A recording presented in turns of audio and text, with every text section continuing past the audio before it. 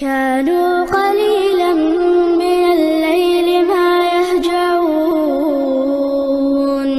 وبالأسحار هم يستغفرون. بسم الله الرحمن الرحيم. يوم لا ينفع مال ولا بنون إلا من أتى الله بقلب سليم. معزز علماء کرام، عمائدین جماعت، نوجوانان ملت اور خواتین اسلام اور پیارے بچوں، اللہ کا فضل و احسان ہے، یہ ہمارے لیے ایک ایسی خوش نصیبی ہے کہ جس کا شکر اگر ہم دن رات بجانا چاہیں اور اگر بجا بھی لیں تب بھی ہم قاصر اور خاسر کہلائیں گے۔ برادر اسلام، ابھی جو پروگرام آپ کے پاس چل رہا ہے یقیناً یہ دین اسلام کی ایک بنیادی و اساسی تعلیم کا حصہ رہا کرتا تھا، جنہیں ہم مکتب کہتے ہیں یا مکاتب کہتے ہیں۔ میں اپنے موضوع سے پہلے چند باتیں آپ کے گوش و گزار کرنا چاہتا ہوں۔ ابتدائی اسلام میں جب نبی صلی اللہ علیہ وسلم نے صحابہ کو تعلیم دینا چاہا تو آپ علیہ السلام نے جو مدرسہ سب سے پہلے صحابہ کے لیے بنایا تھا وہ اسی مکتب کی شکل کا تھا۔ اسلام کی ابتدا، تعلیم کی ابتدا انہی مسجدوں سے اور انہی مکتبوں سے شروع ہوئی۔ آج اگر ان مکتبوں کو ہم آباد نہ کریں تو یقیناً یہ بڑی ایک نقصان کی چیز ہوگی کہ صحابہ اکرام جنہوں نے ان مکتبوں سے، ان چھوٹے چھوٹے مدرسوں سے فراغت حاصل کر کے دین کے علم کو دنیا میں ایسا بلند کیا کہ جس کی زندہ مثال ہم اور آپ خود موجود ہیں۔ برادران اسلام، علم کی اہمیت کسی سے چھپی ہوئی نہیں ہے، علم کی اہمیت کسی سے چھپی ہوئی نہیں ہے، سب لوگ جانتے ہیں کہ دین علم کی کیا اہمیت ہے، لیکن ہمارے سامنے یا ہمارے معاشرے میں مسئلہ بڑا یہ ہے کہ ہم نے علم تو حاصل کرنا چاہا اور دل کے اندر خواہش بھی رکھی کہ ہمارے بچے تعلیم حاصل کریں، لیکن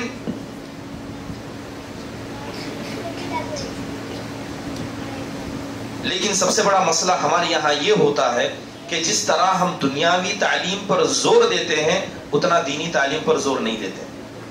اللہ تعالیٰ قرآن میں کہتا ہے کہ یعلمون ظاہرا من الحیات الدنیا، کہ دنیا کے کچھ لوگ تو ایسے ہیں کہ دنیا کے ہر رنگ بھاؤ، اونچ نیچ سب کو جانتے ہیں لیکن آخرت سے غافل ہیں۔ اگر آپ اپنے بچوں کو ان مدارس میں، ان چھوٹے چھوٹے مکتبوں سے محروم کر کر دنیاوی تعلیم کی طرف لے جائیں تو کچھ نہ ہو، یقیناً آپ دنیا پرست ضرور ہیں۔ کیا آپ تعلیم کے میدان میں اپنے بچوں کو دنیاوی اعتبار سے ہر اعلیٰ تعلیم دینا چاہتے ہیں اور اس کے لیے دن رات کوشش کرتے ہیں، لیکن یہ مکاتب جو آپ کے بچوں کی دنیا نہیں بلکہ دنیا کے بعد ایک ایسی دنیا جو ہمیشہ باقی رہنے والی ہے، اس دنیا کو آباد کرنے کے لیے یہ مکاتب بنائے جاتے ہیں۔ تو لہذا میں سب سے پہلے اللہ کا شکر ادا کرتا ہوں اور اس کے بعد یہاں کے ذمہ داران، جماعت کے ذمہ داران اور علماء اکرام اور خصوصی طور پر ان مدرس کا جنہوں نے ان بچے اور ان بچیوں کو تعلیم دی، یہ سب مبارکبادی کے لائق ہیں۔ اور آپ یہ نہ سمجھیں کہ یہ ہماری کامیابی ہے۔ دنیاوی تعلیم میں اگر ہمارا بچہ 80% لے آتا ہے، کلاس میں تیسرے اور چوتھے پوزیشن پر آتا ہے تو ماں باپ کو تکلیف ہو جاتی ہے، اور دین کے مسئلے میں اگر ہمارا بچہ کھڑا ہو کر 5 منٹ تقریر کر لیا تو ہم خوشی سے پھولے ہی نہیں سماتے۔ میں چاہوں گا کہ جس طرح دنیاوی تعلیم کے مسئلے میں آپ کا معیار اونچا ہے، دینی تعلیم کے مسئلے میں بھی اپنے معیار کو اونچا کریں۔ صرف اتنی چھوٹی تقریروں سے خوش نہ ہو جائیں، قرآن کی بنیادی تعلیم دیں۔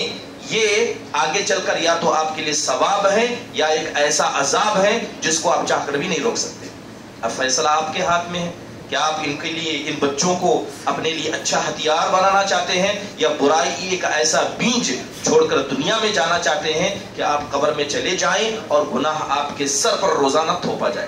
اللہ تعالیٰ ان مدارس کو باقی رکھے، اللہ تعالیٰ ان مکاتب کو باقی رکھے، اور ہمارے ذمہ داران اور اسی طرح جو جماعت کے ہوش مند احباب ہیں، اللہ تعالیٰ ہم سب کو توفیق دے کہ جتنا ہو سکے ان مکاتب کو ہم آباد کرنے کی کوشش کریں۔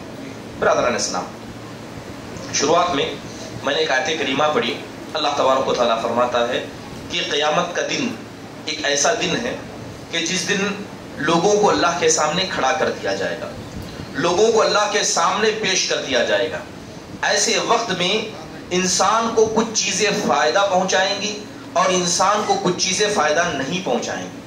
اللہ تبارک و تعالیٰ نے اسی کا ذکر کرتے ہوئے فرمایا کہ یوم لا ينفع مال ولا بنون الا من اتى الله بقلب سلیم، کہ جب اللہ کے سامنے سب کھڑے ہوں گے، نگاہیں نیچے اور دل شرمندہ ہوں گے اور مارے خوف کے ہر کوئی نفسا نفسی کے عالم میں ہوگا، ایسے وقت میں نہ انسان کا مال اسے فائدہ پہنچائے گا اور نہ ہی اس کا دنیا کے اندر کیا گیا مال اور اسی طرح اس کے اولاد اسے فائدہ پہنچائیں گے، سوائے اس کے اچھے صاف ستھرے دل کے.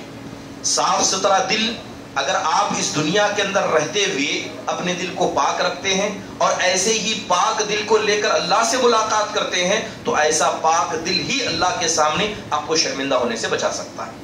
اب رہا پاک دل، اگر آپ سے میں سوال پوچھوں کہ یہ بتائیے جو دل کے پاکی کی ہم گفتگو کر رہے ہیں، کن چیزوں سے ہمیں اپنے دل کو پاک رکھنا ہے؟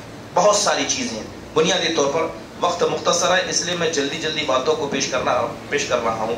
سب سے پہلے انسان کوشش کرے کہ دل کو اسلام کے مسئلے میں شبہات سے پاک رکھے. جو اسلام ہے، جو ہمارا دین ہے، جو تھا ہے اور ہمیشہ رہے گا، اور جب تک یہ دین ہے اللہ تعالیٰ قیامت کو نہیں لائے گا. لیکن جب یہ دین اٹھ گیا تو یہ زمین اپنی وقعت کھو دے گی، یہ آسمان اپنی رفعت کھو دے گا اور اللہ کا وہ فیصلہ آئے گا جس فیصلے کو دیکھنے کے لیے کوئی راضی نہیں. یہ دین وہ دین ہے.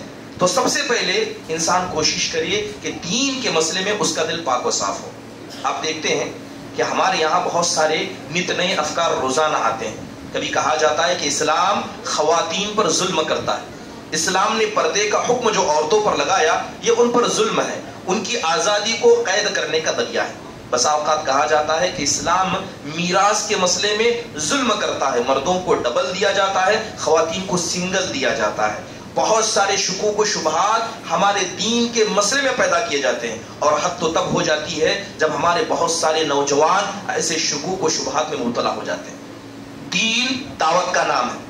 یہ دین کس چیز کا نام ہے؟ دعوت کا نام ہے. اگر آپ نے اپنے دین کو دعوت کے علاوہ کسی اور طرز کی طرف موڑ لیا، چاہے وہ اقامت دین ہو یا کوئی بھی مسئلہ ہو، اگر آپ اپنے آپ کو یہ سمجھیں کہ ہمارا کام دین کی اقامت ہے، دین کی دعوت نہیں ہے، تو سمجھ لیجئے کہ ہماری تباہی وہاں سے شروع ہو جاتی ہے.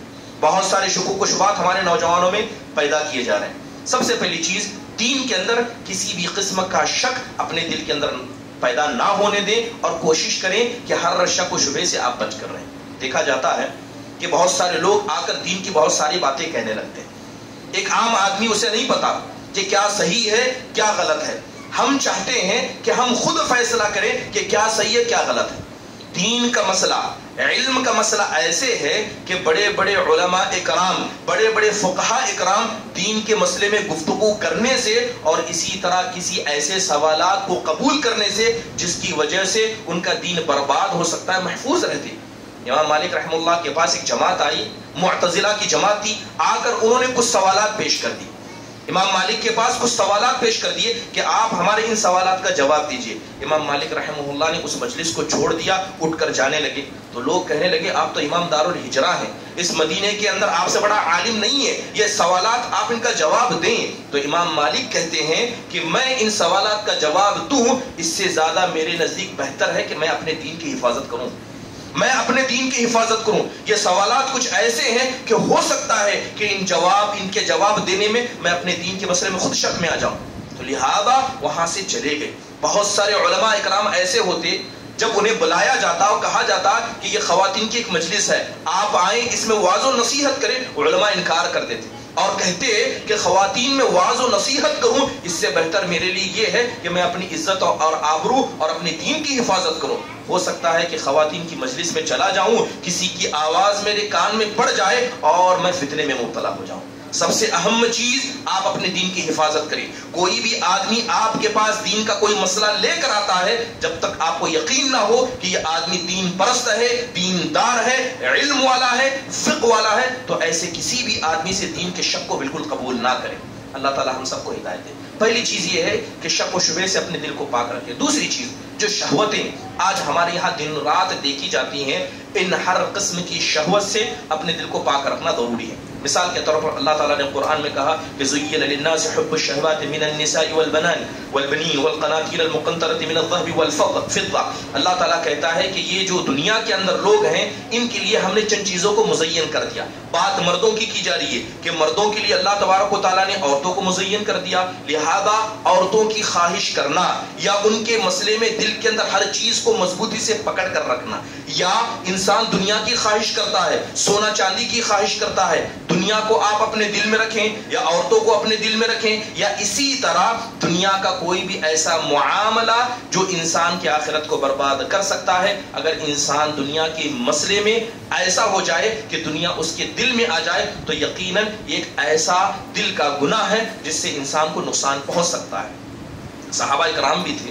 صحابہ رضوان اللہ اجمعین میں تھے. حضرت عمر بن خطاب رضی اللہ عنہ اس وقت کے جتنے مالدار صحابی تھے, شاید آج کے بڑے مالداروں کے پاس بھی اتنا مال نہ تھا.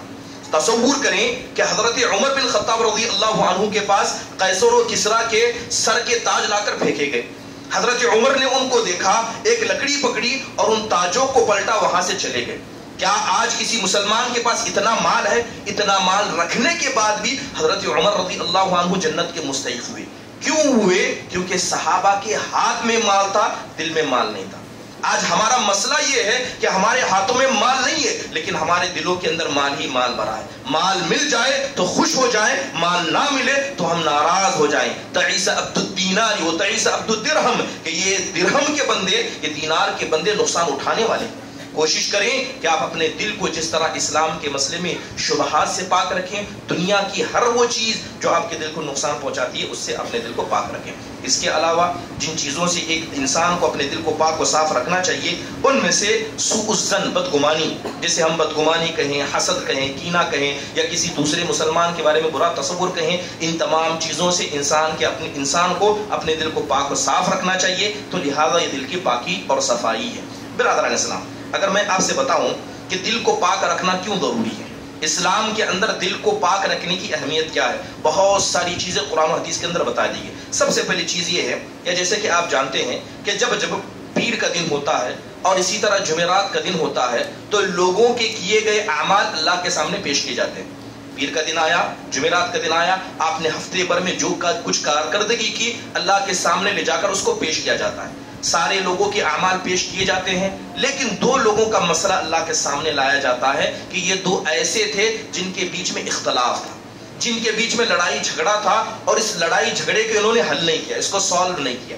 تو لہذا اللہ تعالیٰ کہتا ہے کہ جتنے لوگوں کے اعمال ہیں ان کو پیش کرو, لیکن ان دو لوگوں کے عمل کو رہنے دو, ان دونوں کے عمل کو رہنے دو, کیونکہ یہ دل کی ایک ایسی بدگمانی, دل کے بغض, عداوت, کینہ اور کپٹ کی ایک ایسی بیماری میں مبتلا ہے کہ اللہ ان کے عمل کو قبول نہیں کرتا. یہاں تک کہ اللہ کہتا ہے کہ ان کے عمل کو رہنے دو یہاں تک کہ لوگ آپس میں اصلاح نہ کر لیں.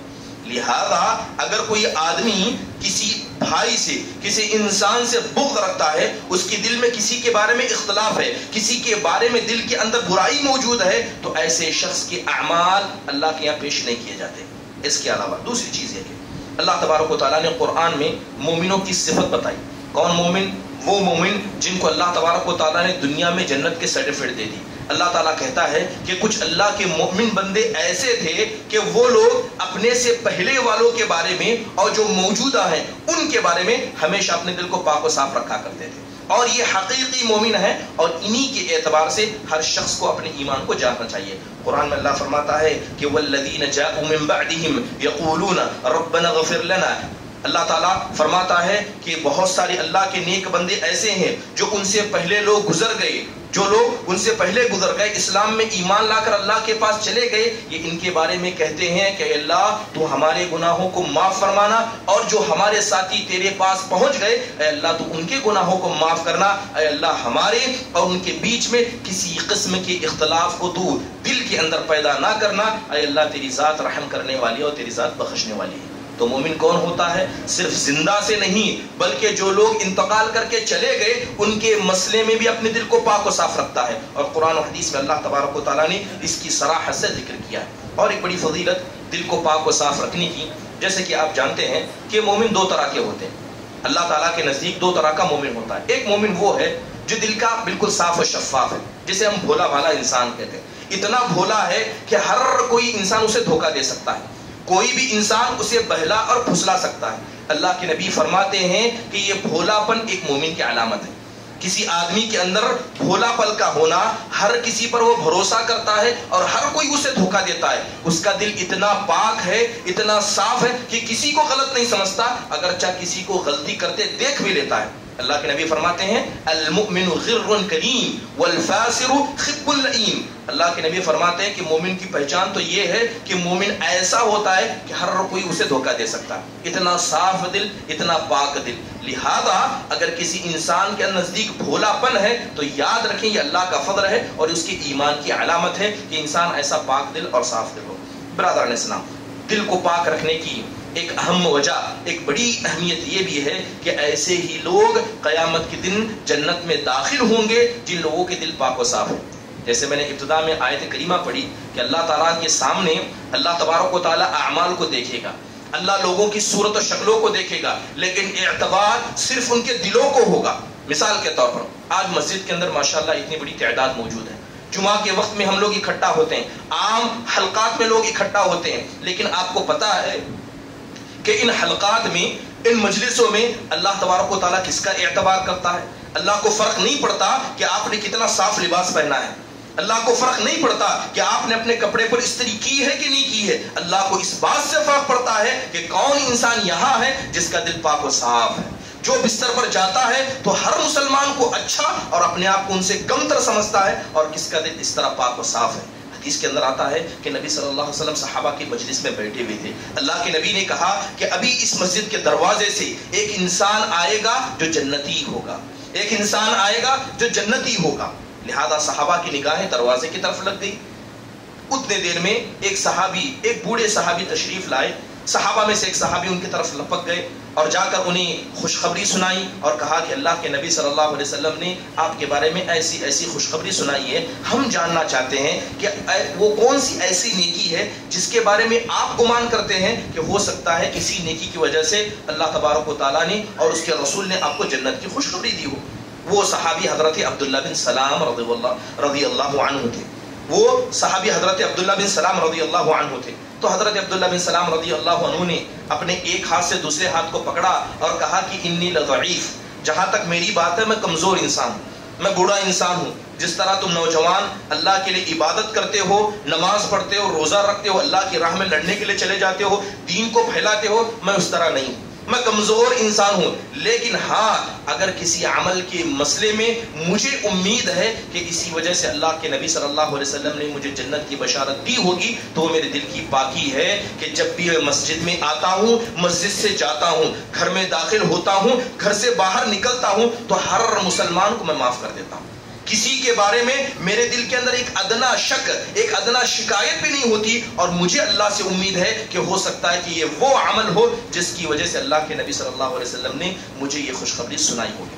برادران اسلام، اگر نبی صلی اللہ علیہ وسلم کی زندگی کے ہم نموذج دیکھیں، یہ جو بات دل کی صفائی کی جا رہی ہے، یہ صرف اچھوں کے ساتھ نہیں کہ اگر آپ کے ساتھ کوئی اچھا کرتا ہے تو آپ اس کے ساتھ اچھا کریں، بلکہ دل کی پاکی اور صفائی تو ان لوگوں سے مطلوب ہے جن سے آپ کا اختلاف ہے، جن کے مسئلے میں اور آپ کے ان کے مسئلے میں کئی سارے اختلافات ہیں، جو آپ سے لڑتے ہیں، آپ سے جھگڑتے ہیں۔ لہذا ایسے لوگوں کے مسئلے میں انسان کو اپنے دل کو پاک و صاف رکھنا چاہیے، اور یاد رکھیں ایسا ہی پاک و صاف دل اللہ کے پاس انسان کو فائدہ پہنچانے والا ہے۔ نبی صلی اللہ علیہ وسلم کو لیجیے، نبی صلی اللہ علیہ وسلم حضرت عائشہ رضی اللہ عنہ کے ساتھ بیٹھے ہیں۔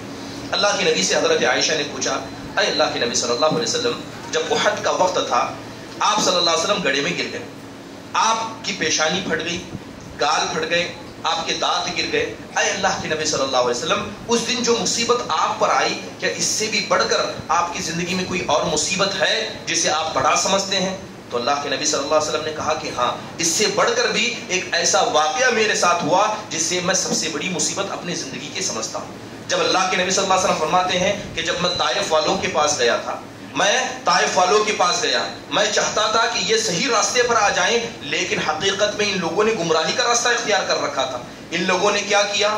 میری دعوت کو قبول نہیں کیا، اور ساتھ میں اپنے اوباش بچوں کو پیچھے لگا دیا۔ یہ لوگ طائف کی گلیوں میں مجھے پتھر مارتے ہوئے گھومتے تھے، اور اس وقت جو انہوں نے مجھے تکلیف دی، جو انہوں نے مجھے ستایا، یہ میری زندگی کا سب سے بڑی تکلیف دہ چیز تھی۔ اللہ کے نبی صلی اللہ علیہ وسلم جب آپ صلی اللہ علیہ وسلم طائف سے لوٹے، آپ کے پیر میں لہو جم گیا تھا، سر سے لہو، جسم کے حصوں سے لہو، ایسی حالت میں تھے کہ ایسی حالت طائف والوں نے آپ علیہ الصلوۃ والسلام کی۔ اللہ تبارک و تعالیٰ کو آپ کی حالت پر رحم آیا، اللہ تعالیٰ نے حضرت جبرائیل کو بھیجا، اللہ نے اور ایک فرشتے کو بھیجا، وہ فرشتہ آ کر آپ سے کہتا ہے اے اللہ کے نبی صلی اللہ علیہ وسلم، اگر آپ چاہیں تو جن مکہ والوں نے آپ کو طائف کی طرف نکلنے کے لیے مجبور کیا، اور جن طائف والوں نے آپ کی دعوت کا انکار کر دیا، اے اللہ کے نبی اگر آپ چاہیں تو ان کو میں دو پہاڑوں کے بیچ میں پیس دوں، اور اللہ نے مجھے اس کی اجازت دی۔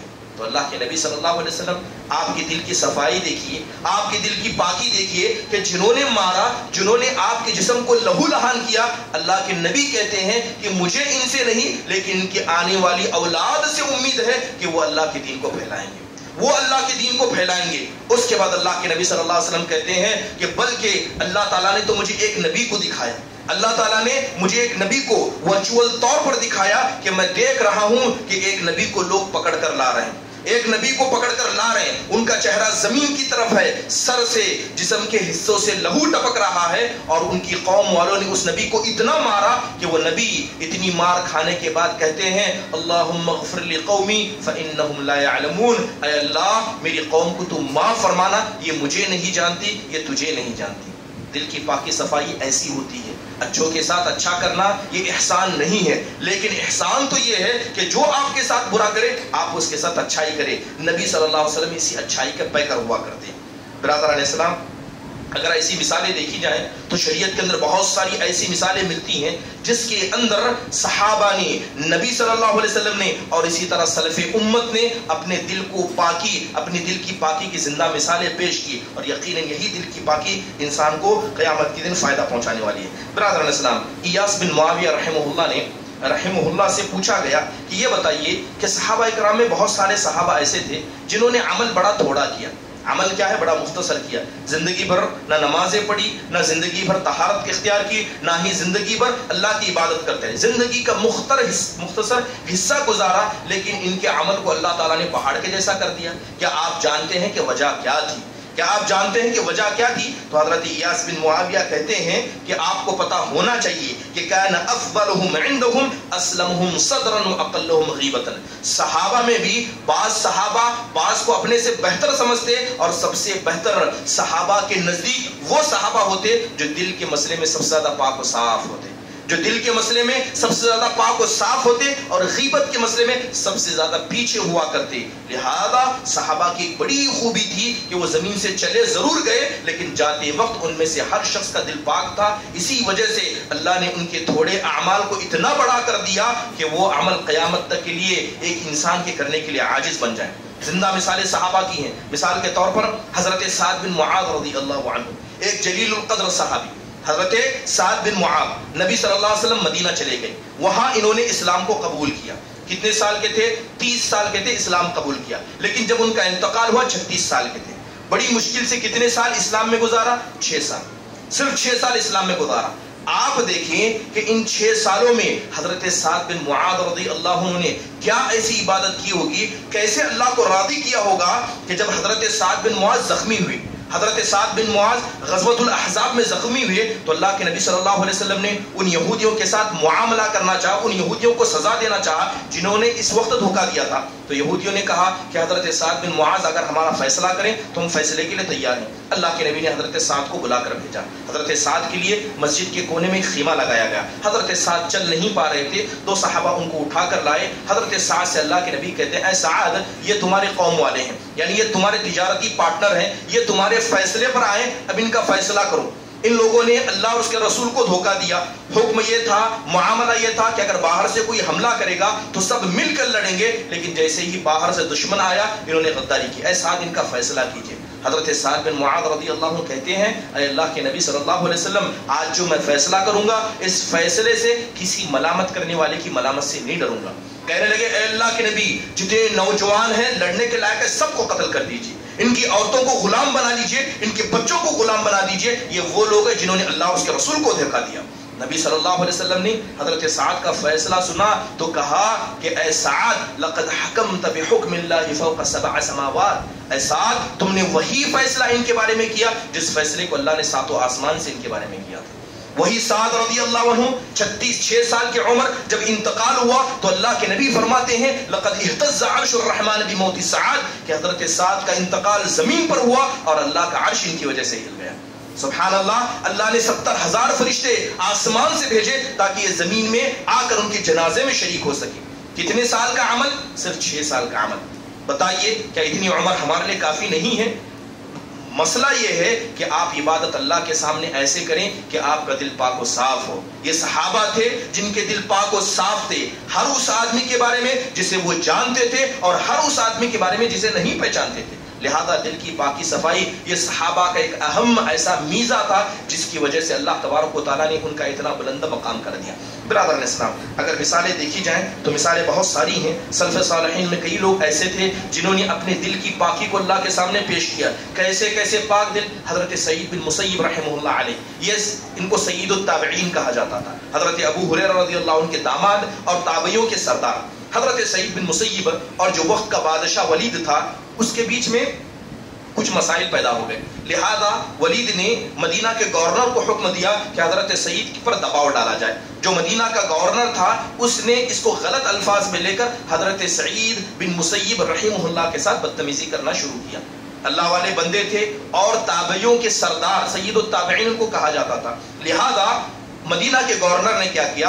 حضرت سعید رحمہ اللہ کو پکڑا، ان کے سر کے بال نکال دیے اور ان کے سر پر اور اسی طرح ان کے چہرے پر کالی پوت دی اور لوگوں کے سامنے بھری مجلس میں ان کو مارنے لگے تاکہ حضرت سعید بن مسیب کو ایک نمونہ بنا سکیں کہ امیر اور خلیفہ کی مخالفت میں کوئی نہ جائے۔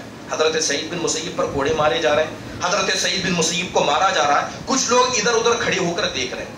دیکھیے کہ اگر کسی انسان کا دل پاک و صاف ہو تو وہ کس حد تک بھلائی سوچ سکتا ہے۔ حضرت سعید بن مسیب کو مارا جا رہا ہے تو حضرت سعید بن مسیب ان لوگوں سے مخاطب ہو کر کہتے ہیں جو اس مار کو چلتے ہوئے، اس معاملے کو چلتے ہوئے دیکھ رہے ہیں، انہوں نے حضرت سعید بن مسیب نے ان سے کہا کہ لا تکونوا اعوانا للظلم، کہ یہاں پر ظلم کا معاملہ چل رہا ہے اور تم کھڑے ہو کر دیکھ رہے ہو، ظلم کی مدد کرنے والے نہ بنو، تم ظلم کی مدد کرنے والے نہ بنو۔ مجھے ڈر ہے کہ کہیں تم کو دیکھ کر یہ جو جلاد مجھ پر کوڑے برسا رہا ہے، تم کو دیکھ کر مارے جوش میں 2 کی جگہ 4 کوڑے اور برسائے اور اس گناہ میں تم بھی برابر کے شریک ہو جاؤ۔ میں چاہتا ہوں کہ تم یہاں سے چلے جاؤ۔ مار خود کو پڑ رہی ہے، بھلا کس کا سوچ رہے ہیں؟ ان لوگوں کا بھلا سوچ رہے ہیں جو مار کا معاملہ یا تماشا دیکھ رہے ہیں۔ اگر انسان کا دل پاک و صاف ہو، انسان اپنے سے زیادہ غیروں کا اور دوسروں کا خیر سوچے اور خاص کر ان لوگوں کا خیر سوچے جو ظاہراً میں آپ کے دشمن ہی کیوں نہ ہو۔ برادران اسلام، آج مسئلہ یہ ہے کہ ہم رشوت لینے والے بن گئے۔ ہمارے رشوت پیسوں کی نہیں بلکہ کان کی رشوت بڑی چلتی ہے۔ ایک انسان آتا ہے، فلاں انسان کے بارے میں کوئی بات آ کر کہہ دیتا ہے، ہم فوراً قبول کر لیتے ہیں، ہم کان کی رشوت لینے والے بن گئے۔ ایک انسان دوسرے انسان کی، دوسرا تیسرے کی غیبت کرنا عام سی بات ہو گئی ہے۔ اور یاد رکھیں، ان غیبتوں کو آپ سنیں یا غیبتوں کو لوگوں کے سامنے پھیلائیں، یہ دل کی پاکی اور صفائی کے سخت خلاف ہے۔ حضرت عمر بن عبدالعزیز رحمہ اللہ کی مجلس میں ایک آدمی آیا، حضرت عمر بن عبدالعزیز رحمہ اللہ کی مجلس میں ایک آدمی آیا، آ کر اس نے کہا کہ فلاں فلاں آدمی نے ایسا کیا، فلاں فلاں آدمی نے ایسا کیا۔ تو حضرت عمر بن عبدالعزیز رحمہ اللہ نے اس کی بات سنی اور کہا کہ بیچ میں آ جاؤ۔ لہذا بھری مجلس کے بیچ میں کھڑا کیا اور کہا کہ اگر تم چاہو تو تمہارے معاملے پر ہم غور کریں گے، تمہارے معاملے کا فیصلہ کریں گے، غور کریں گے۔ تم نے فلاں فلاں آدمی کے آ کے برائی کی، اگر تم برائی میں سچے ہو، جس کی تم نے برائی کی ہے اگر تم سچے ہو تو یاد رکھو تم چغل خور ہو، اور اگر تم برائی میں غلط ہو، تم نے جس کی برائی کی اس کے اندر وہ صفت نہیں ہے تو یاد رکھو کہ تم بہتان لگانے والے اور الزام لگانے والے ہو۔ اب بتاؤ تمہارا کیا فیصلہ کرو؟ یا چغل خور بول کر تمہیں ماروں، یا غیبت اور اسی طرح لوگوں پر بہتان لگانے والا بول کر سزا دوں، یا تم چاہو تو تم کو معاف کر دوں۔ اس عہد و پیمان کے ساتھ آئندہ آ کر میرے سامنے کسی کی شکایت نہ کرنا۔ دل اگر پاک و صاف ہو تو کسی کی بات کو سننے سے پہلے ہی انسان اس کو دور کر دیتا ہے، اور یہ دل کی پاکی اور صفائی کا ایک زندہ نمونہ ہوتا ہے۔ ہمارے سلف صالحین ایسے تھے جن کے دل پاک تھے، ان لوگوں کے مسئلے میں نہیں جو آپ کے ساتھ نماز پڑھتے ہیں، جو آپ کے ساتھ کھاتے پیتے ہیں، ان کے مسئلے میں جو لوگ آپ کو مارا کرتے، ستایا کرتے۔ وہب بن منبہ رحمہ اللہ کے پاس ایک آدمی آیا، وہب بن منبہ رحمہ اللہ بڑے محدث ہیں، ان کا ایک صحیفہ بھی موجود ہے. وہب بن منبہ رحمہ اللہ کے پاس ایک آدمی آیا اور آ کر کہنے لگا کہ یہ جو چوک، یہ جو قریب میں اشارہ ہے، یہاں پر بیٹھ کر ایک آدمی آپ کو گالی دے رہا ہے، یہاں پر بیٹھ کر ایک آدمی آپ کو گالی دے رہا ہے اور آپ کو بلا برا کہہ رہا ہے. تو حضرت وہب بن منبہ نے بات سنی اور کہا کہ دیکھو وہ جو آدمی مجھے گالی دے رہا ہے، مجھے اس کے بارے میں نہیں پتا تھا، لیکن شیطان چاہتا تھا کہ وہ بات مجھے پتا چلے، اور شیطان نے ایک میسنجر چنا، اور میسنجر تم، شیطان کے پیغمبر تم ہو، شیطان کے رسول تم ہو. شیطان چاہتا تھا کہ وہ پیغام مجھ تک پہنچا جائے، اور اس پیغام کو تم نے مجھ تک پہنچایا. کچھ دیر ہوئی، وہی آدمی آپ کے مجلس میں آیا جو آپ کو چوک میں بیٹھ کر گالی دے رہا تھا. اس نے سلام کیا تو حضرت سعید بن مسیب نے بڑھ کر ہاتھ بڑھایا اور اپنے مجلس میں بٹھا کر اسے واعظ و نصیحت کی، جس طرح عام لوگوں کو واعظ و نصیحت کر رہے تھے. حضرت امام بن احمد بن حنبل رحمہ اللہ علیہ، ان کو مارا گیا، خلق قرآن کے مسئلے میں مارا گیا. اتنا مارا گیا کہ جو ڈاکٹر تھے انہوں نے کہا کہ آپ کے پیٹھ پر اتنے مار پڑے ہیں کہ یہاں کا گوشت کا اکثر حصہ سڑ چکا ہے، گوشت کا اکثر حصہ سڑ چکا ہے، لہذا ضروری ہے کہ اس گوشت کے حصے کو کاٹ کر نکالا جائے، ورنہ پیٹھ کا دوسرا حصہ بھی سڑ سکتا ہے. تو لہذا حضرت امام احمد بن حنبل رحمہ اللہ نے اجازت دی، ڈاکٹر کو بلایا گیا. جیسے ہی ڈاکٹر نے سیزر کے ذریعے یا چاقو کے ذریعے اس گوشت کے حصے کو کاٹنا شروع کیا، ان کے جسم سے لہو ٹپکنے لگا، تو فوراً دعا کرتے ہوئے کہتے ہیں اللہم اغفر للمعتصم، اللہم اغفر للمعتصم. کہتے ہیں کہ اے اللہ تو معتصم کو معاف کرنا، اے اللہ تو معتصم کو معاف کرنا. یہ معتصم وہی بادشاہ تھا جس نے آپ کو کوڑے مارنے کا حکم دیا تھا، اور جب آپ کی پیٹھ میں اور تکلیف بڑھ گئی تو آپ مغفرت مانگ رہے ہیں کس کی؟ معتصم کی. تو ڈاکٹر نے پوچھا کہ میں نے بڑے بڑے لوگوں کو بددعا کرتے دیکھا، اور آپ ہیں کہ جس شخص نے آپ کی یہ حالت کی اور آپ کی حالت کا ذمہ دار وہ ہے، آپ اس کی مغفرت کی دعا کر رہے ہیں. تو حضرت امام احمد بن حنبل رحمہ اللہ کہتے ہیں کہ وہ میرے پیارے نبی صلی اللہ علیہ وسلم کے خاندان کا ہے، وہ میرے نبی صلی اللہ علیہ وسلم کے خاندان کا ہے. میں کیسے پسند کروں کہ قیامت کے دن اللہ کے سامنے میں کھڑا ہوں اور نبی کے خاندان کا کوئی آدمی کھڑا ہو اور میں اس کے اوپر دعویٰ کہوں کہ اے اللہ اس نے میرے ساتھ ایسا ظلم کیا، میں نے ایسا ظلم کیا. حضرت امام احمد بن حنبل کہتے ہیں کہ تم گواہ بننا کہ میں نے اسے معاف کیا، میں نے اس کے معاف کیا، میں نے اسے معاف کیا. انسان کا دل پاک و صاف ہونا ضروری ہے، اور یہی دل کی پاکی صفائی یاد رکھیے ہمیں آخرت میں کامیاب دلانے والی ہے. برادران اسلام، دل کی پاکی و صفائی بہت چیزوں کے ذریعے انسان کو حاصل ہوتی ہے. جن چیزوں کے ذریعے انسان کا دل پاک و صاف ہو سکتا ہے، سب سے پہلے اخلاص. وقت ختم ہو رہا ہے. اخلاص، اگر آپ اپنے ہر عمل میں اخلاص کو اختیار کریں تو یاد رکھیں اس کی وجہ سے آپ کا دل پاک و صاف ہو سکتا ہے. اور دوسری اہم چیز، جتنا ہو سکے قرآن کو پڑھنے کی کوشش کریں، قرآن کی تلاوت کریں، قرآن کے مفہوم معنی کو سمجھنے کی کوشش کریں، کیونکہ آپ جانتے ہیں کہ یہ قرآن شفاء لما فی الصدور ہے.